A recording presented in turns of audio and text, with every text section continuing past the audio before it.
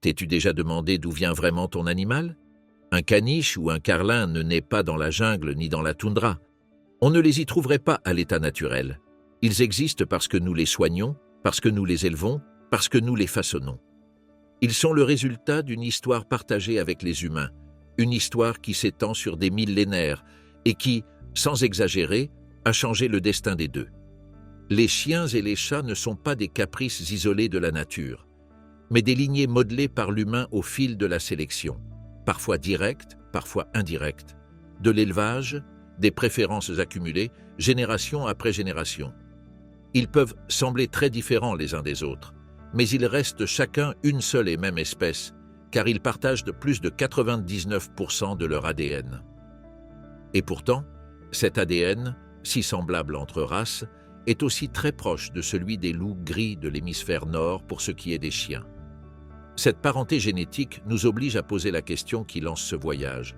Comment des super-prédateurs, chasseurs sociaux et endurants comme les loups ont-ils fini par devenir des animaux capables de dormir à poing fermé sur le canapé, d'apprendre nos routines et de nous regarder dans les yeux comme aucun autre?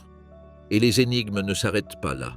Comment s'est-elle tissée, cette amitié si profonde entre les humains et deux lignées carnivores a priori dangereuses, chiens et chats, au point de partager foyer, nourriture et affection? D'où vient l'énorme diversité des races actuelles? Quand tout a-t-il commencé?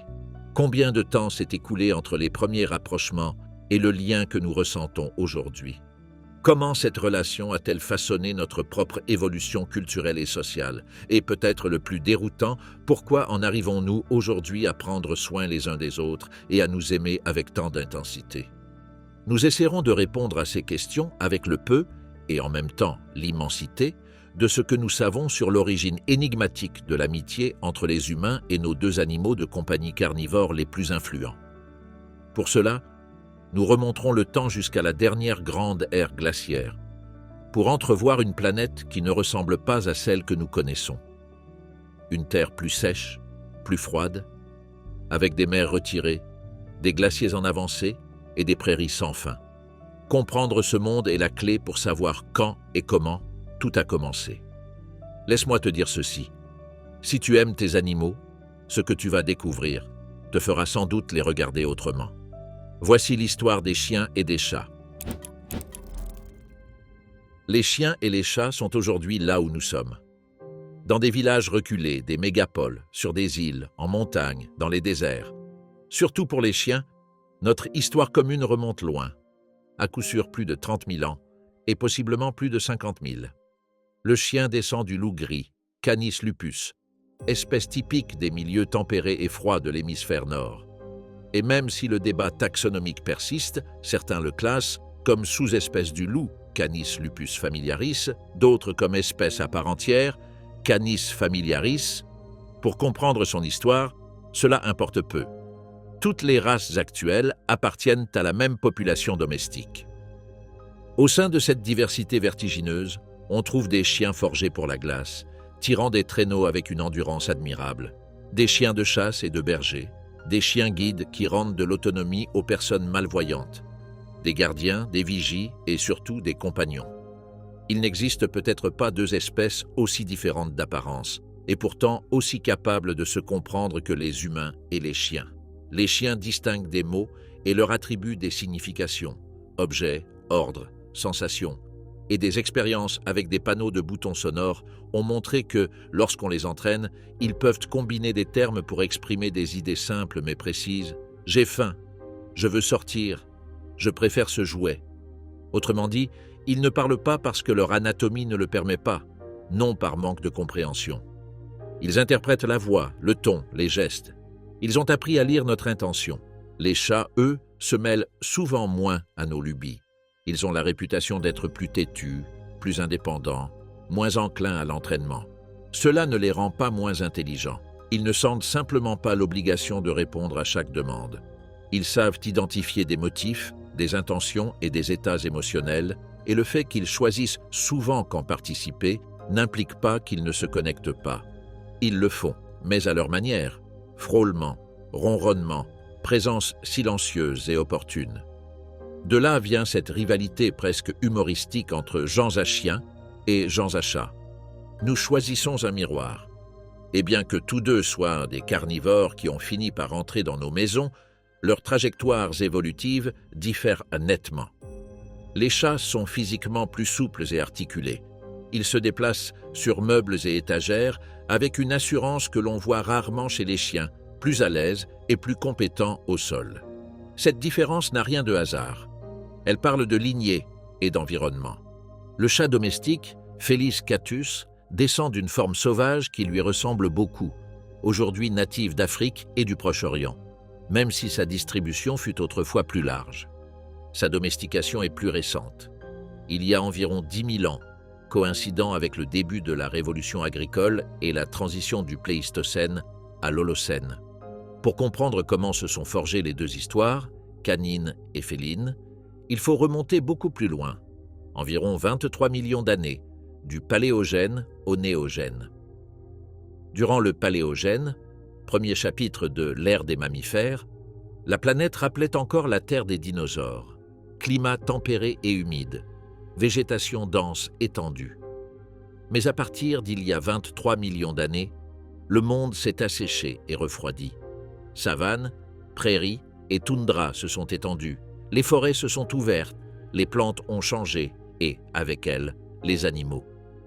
Ce changement a renouvelé les communautés. De nombreuses formes dominantes ont disparu.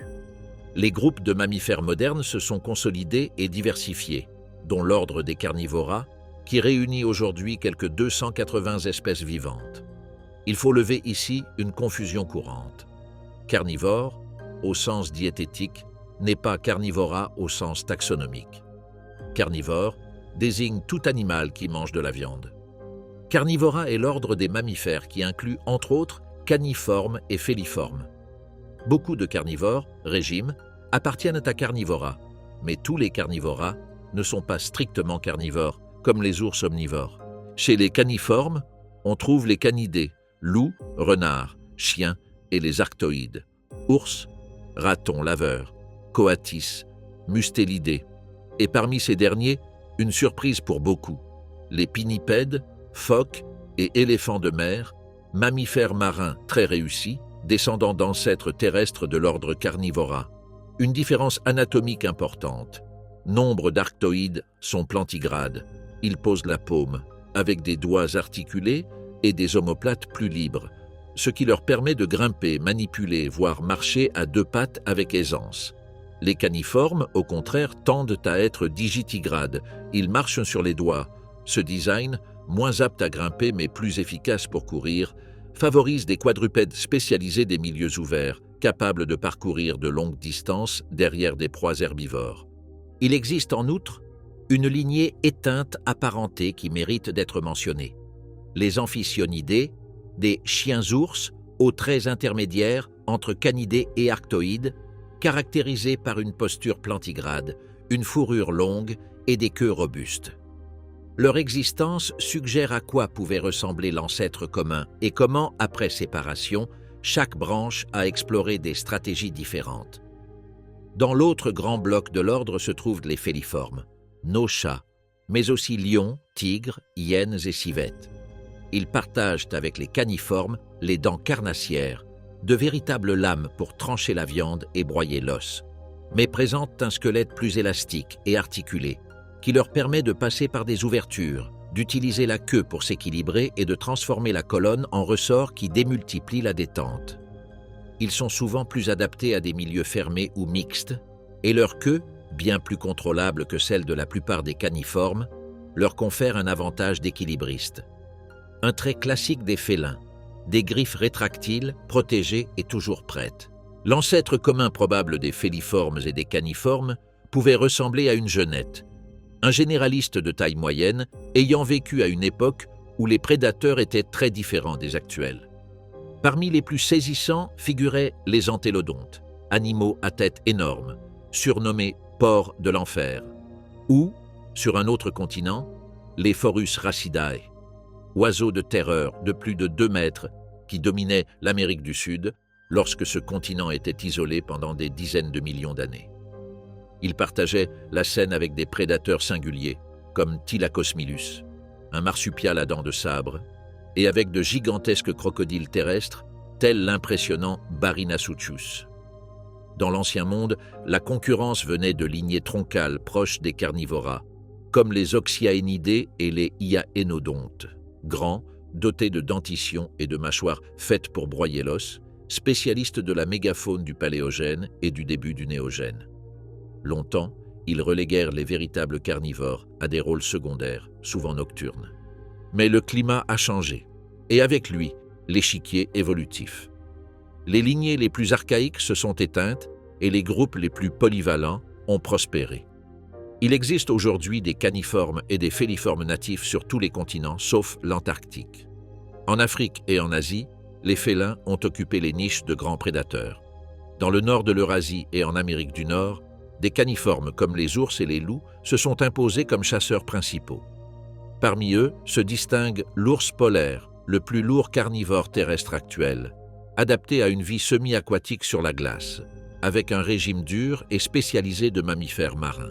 Le dernier continent atteint par les carnivores modernes fut l'Amérique du Sud, lors du grand échange interaméricain, il y a entre 5 et 3 millions d'années, lorsque l'isthme de Panama a enfin réuni les Amériques. Les flux allèrent dans les deux sens. Vers le nord migrèrent des paresseux géants, des oiseaux de terreur, des marsupiaux carnivores et des tatous géants. Vers le sud arrivèrent les ancêtres des jaguars et du loup à crinière, entre bien d'autres. L'arrivée de tant de lignées septentrionales a balayé et remplacé une large part de la faune native, et de nouveaux prédateurs se sont installés, y compris les tigres à dents de sabre et d'anciens canidés sud-américains comme Protosion, qui n'ont laissé aucune descendance actuelle. Ces écosystèmes étaient intensément compétitifs avant même notre entrée en scène. Bien avant de forger avec les humains un lien indissoluble, la nature façonnait déjà chez les loups les qualités qui, plus tard, rendraient possible notre amitié. C'étaient des prédateurs de sommet, sociaux, avec des hiérarchies complexes et un comportement coopératif. Cette vie de meute exige une intelligence sociale, interpréter des signaux, planifier, collaborer, rivaliser sans détruire le groupe. Cette sophistication cognitive en fait de très fins mammifères. Une meute typique s'organisait autour d'un couple dominant monogame et de plusieurs générations de descendants chassant de grandes proies ongulées. Ce sont précisément ces aptitudes sociales qui ont servi de pont lorsqu'une opportunité écologique inédite est apparue à nos côtés. Elles ont permis à deux espèces qui auraient pu être ennemies de s'entendre. À mesure que nous nous étendions vers l'est et le nord durant le Pléistocène, nous pénétrions des territoires dominés par les loups. Pendant un temps, ils ont pu être nos prédateurs tout autant que nous une menace pour eux. Mais un défi partagé a pu pousser à la coopération, le dernier maximum glaciaire. Il y a environ 26 000 ans, l'âge glaciaire a atteint son apogée. Les glaciers ont avancé, les forêts se sont rétractées. Le niveau de la mer a baissé de plus de 120 mètres, le climat est devenu plus froid et plus sec. Ce décor coïncide avec les premières traces solides d'une marche commune de loups et d'humains.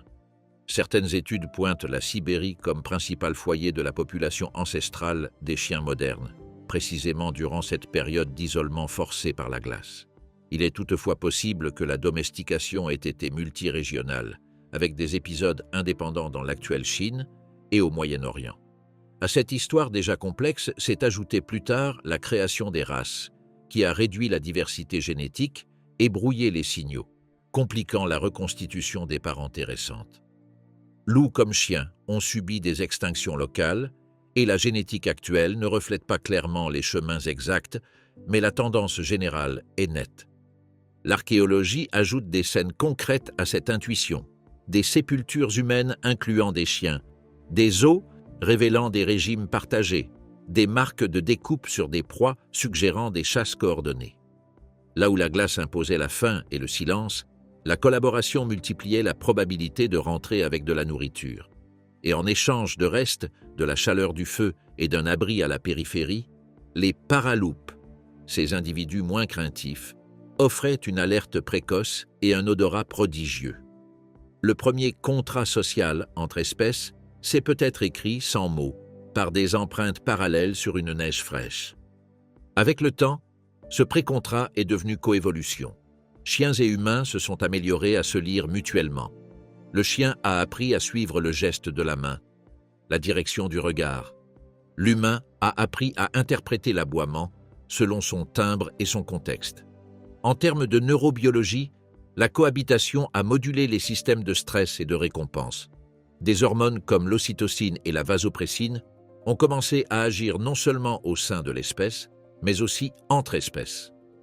Que nous puissions nous regarder dans les yeux sans peur est sans doute l'un des accomplissements les plus improbables de l'évolution récente. La lignée à l'origine de nos chats domestiques jouait un tout autre rôle dans ces écosystèmes. Le chat sauvage africain, qui occupait aussi le Moyen-Orient et des zones méditerranéennes moins arides, est petit, solitaire, opportuniste. Il se nourrit de lézards, d'amphibiens, d'oiseaux, de petits mammifères. Il préfère des milieux chauds et secs, savanes et maquis, et son anatomie tridimensionnelle, colonne flexible, ceinture scapulaire mobile, en fait un acrobate forestier. Sa stratégie, pas feutrée, approche patiente, bond létal. Il court bien, oui, mais plutôt pour fuir que pour chasser. La plupart des chats sauvages ressembleraient beaucoup à un chat domestique commun. Les différences clés sont comportementales. Plus de timidité, plus d'agressivité vis-à-vis des humains. Ils n'occupèrent pas le sommet de la chaîne, rôle tenu par d'autres félins, surtout du genre Panthera. Mais ils étaient des prédateurs intermédiaires importants. En Afrique, le lion est l'acteur majeur, un colosse social de plus de 250 kilos, avec hiérarchie, rituel et un dimorphisme sexuel marqué. Il chasse des ongulés, comme les loups du Nord, mais dans la savane. Dans cet enchevêtrement, d'autres caniformes et féliformes occupaient des niches moyennes ou petites. Peu d'espèces rivalisaient d'égal à égal avec les lions, hormis les hyènes, elles aussi des féliformes sociales au clan complexe. Lorsque les chats sauvages ont commencé à exploiter des espaces humanisés, ils étaient déjà abondants dans leurs niches le long du croissant fertile. En parallèle, les humains vivaient une révolution silencieuse. Depuis environ 70 000 ans, notre espèce connaît une explosion cognitive. Art, symboles et langage complexe. Les sculptures et peintures rupestres en témoignent. C'était la maturation de notre outil le plus puissant, le langage. Plus de mots, plus de concepts, davantage de capacité à raconter des histoires, à se souvenir, anticiper, planifier et construire. Cette sophistication culturelle a peut-être favorisé la sociabilité et la coopération, et on peut émettre l'hypothèse que nous nous sommes autodomestiqués, en un certain sens. Des groupes moins agressifs, plus communicatifs et technologiquement avantagés ont transmis plus efficacement leurs connaissances. Il n'est pas surprenant que ce type d'humain ait eu davantage de chances de s'approcher des loups adéquats. Dans le monde des chats, le moteur fut un autre. La révolution agricole a semé des villages de grains, et le grain a attiré les nuisibles, des rongeurs comme un océan qui ondule sous les maisons. Dans cette abondance improvisée, le chat a trouvé un festin. Il n'avait pas besoin de comprendre nos gestes ni d'apprendre nos mots. Il lui suffisait de tolérer notre proximité. En échange de tolérance et, avec le temps, d'affection, il nous offrait un contrôle biologique.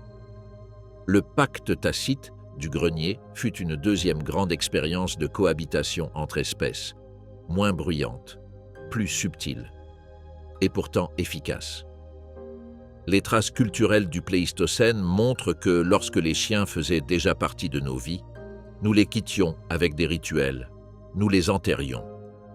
Ce geste a accru leurs chances de conservation et nous permet aujourd'hui de connaître certains des plus anciens. La génétique et la zooarchéologie suggèrent qu'à partir d'un certain moment, nous nous sommes dispersés ensemble. Il est très probable que des chiens aient accompagné les premiers humains arrivés sur le continent américain en franchissant la Béringie lorsqu'il existait encore un pont terrestre. Ils nous ont aussi accompagnés lors des premières traversées maritimes, à mesure que nous nous étendions dans les archipels. Il y a 5000 ans, les humains et chiens partageaient presque tous les continents, à l'exception de l'Antarctique. En Égypte, notre relation a pris une dimension symbolique explicite. Nous ne nous sommes pas contentés de cohabiter, on les momifiait, on les embaumait, on les représentait dans des reliefs et des mythes. Anubis, à tête de canidé, est devenu une figure sacrée. Des dépouilles d'animaux de compagnie étaient offertes aux dieux.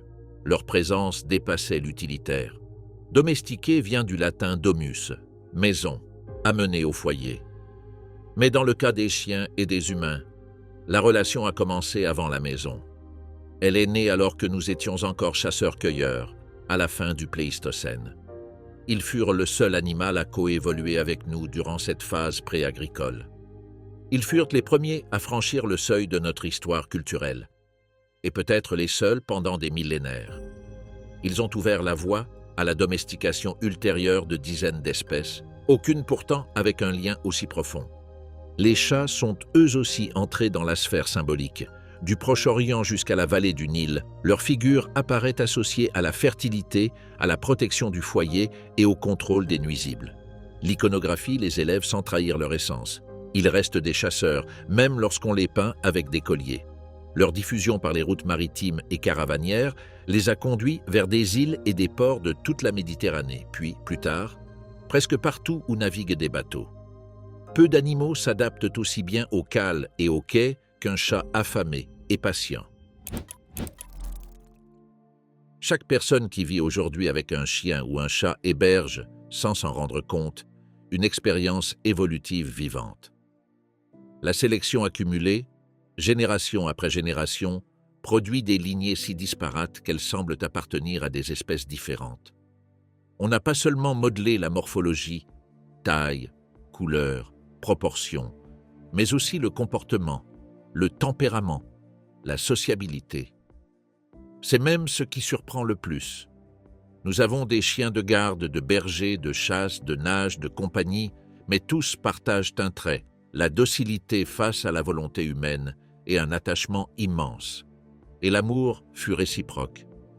Pourquoi continuons-nous à les nourrir, à les soigner et à les laisser entrer dans nos lits, même lorsque leur utilité matérielle a disparu pour la plupart? Comment cette amitié a-t-elle pu commencer et bénéficier aux deux parties? Nous imaginons souvent des domestications lentes sur des millénaires. Parfois c'est le cas. Mais nous sous-estimons aussi la puissance de la sélection. Un exemple célèbre est l'expérience menée sur les renards argentés en Sibérie. Commencée au milieu du XXe siècle et toujours en cours, avec des dizaines de générations sélectionnées uniquement pour leur docilité envers les humains. Outre le tempérament, des traits collatéraux sont apparus. Néothénie comportementale, comportement juvénile persistant, pelage plus court, taches blanches, queue enroulée, oreilles tombantes, yeux plus grands. Cet ensemble de traits est connu comme le syndrome de domestication. La raison est génétique.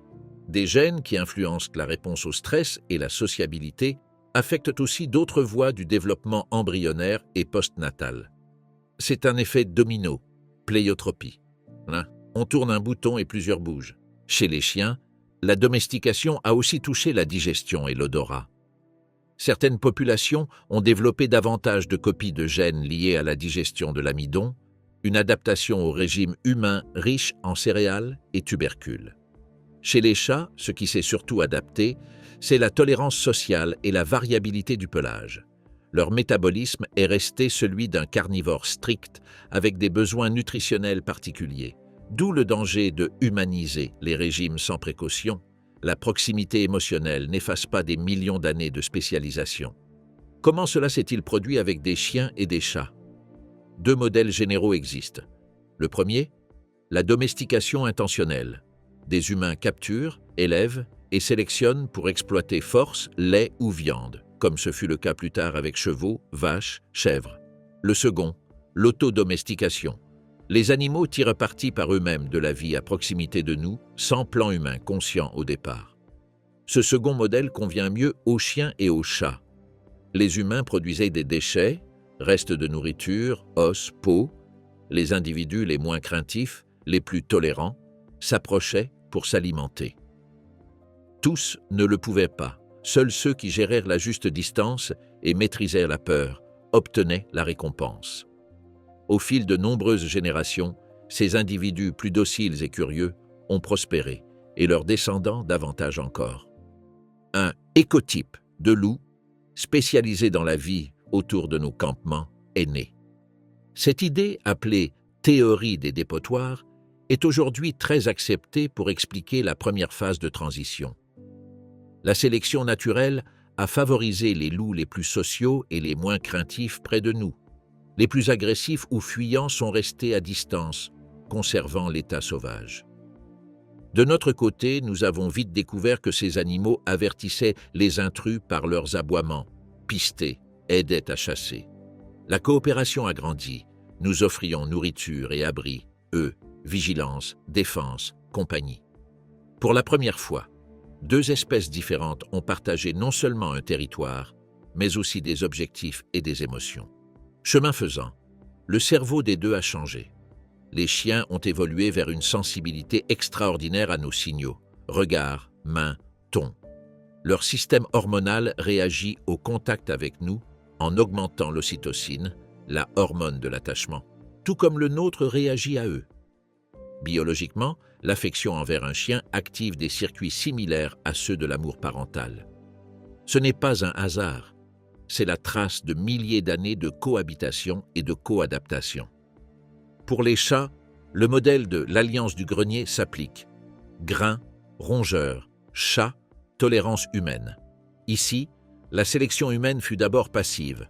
Favoriser les individus les plus sociables, ne pas les agresser, leur permettre de dormir sous un toit. Plus tard, en contexte urbain, nous avons commencé à sélectionner des motifs de couleurs, des longueurs de poils et des tempéraments plus ouverts. Mais le cœur chasseur est resté presque intact. C'est pourquoi même un chat très câlin peut passer, en une seconde, du ronronnement à l'affût d'une ombre sur le mur.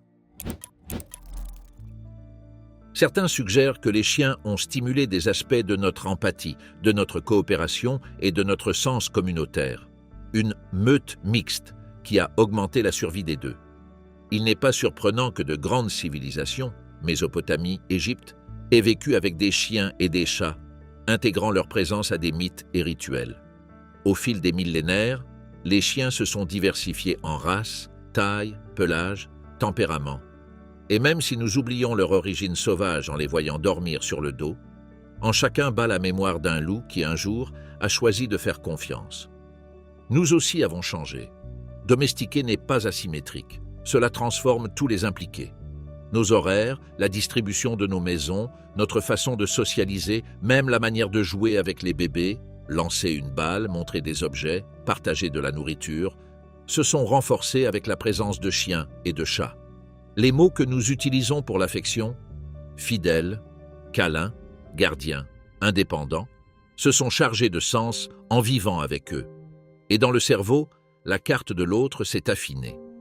Nous avons appris à lire oreille, queue, posture. Ils ont appris à lire sourcils, mains, pupilles. Si cette histoire nous rend fiers, elle nous engage aussi. La sélection de race, dans sa phase récente, a parfois privilégié l'esthétique au détriment du bien-être. Museau si court qu'il gêne la respiration, colonne trop longue, peau plissée, sujettes aux infections. Nous aimons nos compagnons. Nous devons les soigner en connaissance de cause. La science du bien-être animal nous rappelle que le lien n'est pas que tendresse. C'est la responsabilité d'assurer environnement, nutrition, santé, comportement et liberté vis-à-vis de la peur et de la douleur. Pour les chats, de plus, la liberté sans contrôle a des coûts écologiques. Des populations férales peuvent impacter la faune native, notamment sur les îles. Vivre ensemble exige des politiques sensées, stérilisation responsable, enrichissement environnemental, jeux et stimulation respectant leur nature. Tout n'est pas un avertissement. Il existe aussi de nouvelles formes de coopération. Des chiens détecteurs entraînés à rechercher des personnes sous les décombres, à flairer des substances dangereuses ou des maladies. Des chiens de thérapie qui modulent l'humeur dans des hôpitaux et des maisons de retraite. Des chats qui accompagnent des processus de deuil ou d'anxiété par une présence apaisante. L'utilité est revenue, mais sous un autre jour, celui du soin et de la santé mentale. Imagine un campement sur la steppe du tardif Pléistocène. Un cercle de pierre protège le feu du vent. À la lisière, des ombres, des os propres qui brillent de givre. Deux silhouettes s'approchent. Ce ne sont pas des loups purs, du moins pas tout à fait. Ils s'arrêtent à une distance calculée. L'un d'eux lâche un aboiement grave quand quelque chose craque au-delà de la ligne des arbres. Un humain se redresse, prend une torche, regarde, il n'y a pas d'attaque, il y a un avertissement. Dans ce micro-geste est née une alliance. Saute maintenant vers un village d'adobe des millénaires plus tard. Les greniers gardent le grain, la nuit apporte des couinements minuscules dans les poutres. Un félin au dos rayé et aux yeux obliques se glisse sous la porte. Il ne cherche pas notre main, il cherche du mouvement. Il bondit, presse, mord. Au matin, quelqu'un dépose un bol de lait. Ce n'est pas nécessaire. Mais le geste ouvre une autre porte. L'habitude de laisser ce petit chasseur partager le toit. Généalogie et mélange. Un puzzle aux pièces manquantes. La génétique moderne sait retracer des migrations, des goulots d'étranglement, des hybrides. Mais l'histoire des chiens et des chats comporte des zones d'ombre, des populations disparues, des lignes mêlées jusqu'à perdre leurs marqueurs. Il y eut des chiens qui ont accompagné des peuples entiers et se sont éteints avec eux. Des chats qui ont colonisé des îles avec des voyageurs, puis se sont confondus avec des populations locales. Aujourd'hui encore, des chiens redevenus sauvages et des loups peuvent se croiser en certains lieux, tout comme des chats domestiques avec des chats sauvages. La frontière n'est pas toujours nette.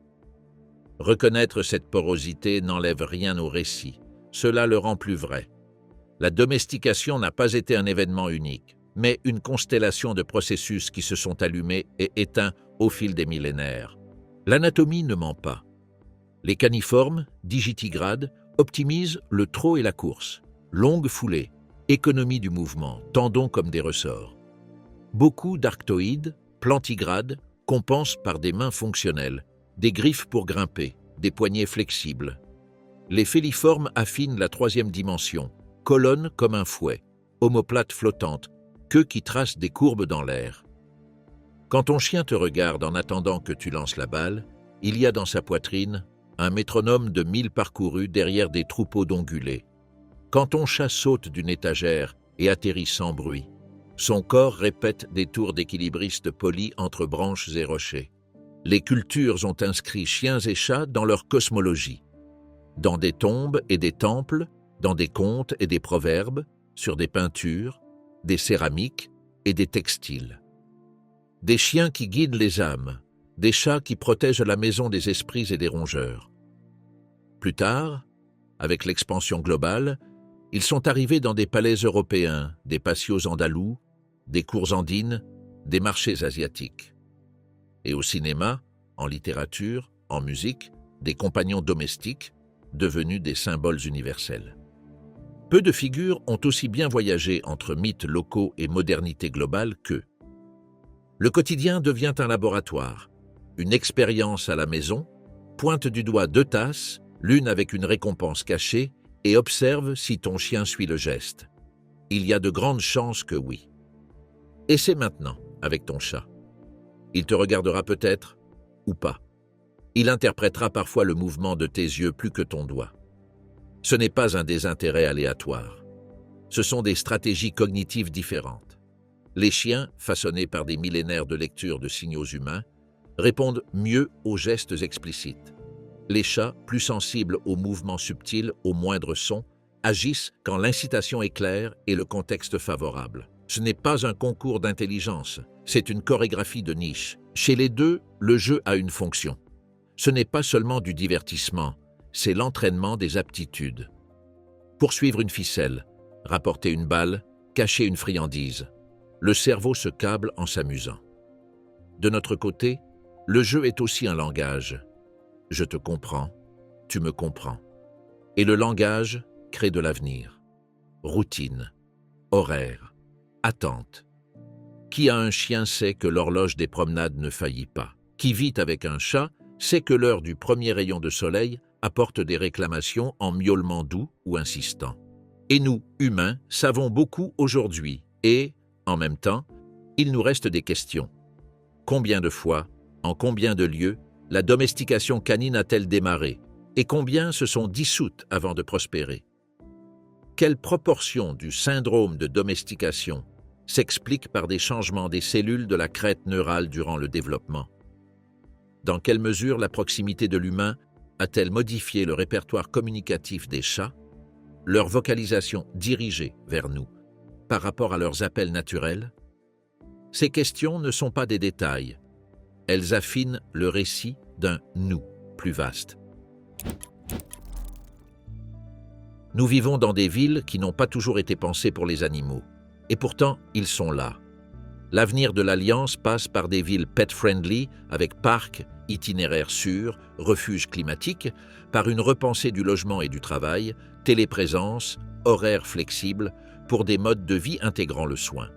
La technologie s'ajoute, colliers à capteurs, médecine vétérinaire de précision, enrichissement environnemental intelligent. Mais l'essentiel reste analogique, du temps, de l'attention, de la présence. Une promenade sans hâte, une sieste partagée, un jeu improvisé valent plus que n'importe quel dispositif. Aujourd'hui, après l'extinction des aires glaciaires et la disparition de nombreux grands prédateurs, les descendants de ce loup confiant et de ce chat opportuniste marchent parmi nous. Ils nous rappellent que l'évolution n'est pas seulement compétition aidant, c'est aussi coopération, symbiose, empathie. Peut-être cette vieille alliance a-t-elle modifié le cours de la planète plus qu'on ne l'imagine. Elle a changé notre manière de chasser, de voyager, de nous organiser, de ressentir. Dans notre présent, les chiens et chats sont une part inséparable de ce que nous sommes.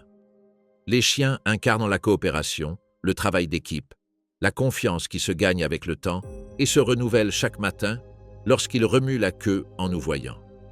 Les chats, eux, sont l'élégance de l'indépendance, la connexion au mystérieux, cette présence qui nous rappelle que le sauvage a sa place au quotidien. Deux façons différentes d'approcher l'humain, l'une par la loyauté explicite, l'autre par la liberté partagée. Deux émanations d'une même force évolutive, la sociabilité, la capacité de comprendre l'autre et de trouver, dans la différence, une chance de survivre ensemble. Chaque aboiement et chaque ronronnement sont les échos d'un feu allumé il y a des dizaines de milliers d'années, quand la Terre était couverte de glace et que nous apprenions à raconter des histoires pour rester unis.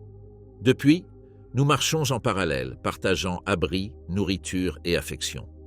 Nous sommes, en un sens, du même foyer, du même feu.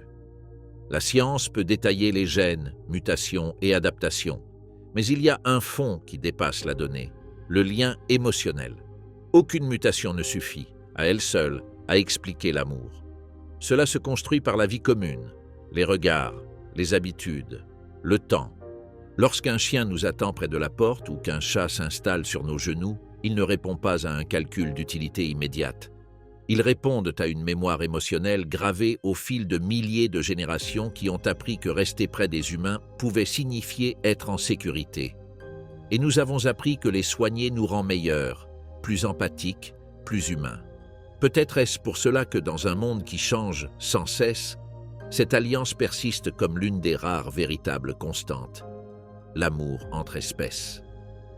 S'il fallait condenser l'influence de cette relation en une phrase, on dirait que peu d'interactions ont autant modelé le comportement, l'évolution et la culture de deux espèces que celle qui nous unit aux chiens et aux chats.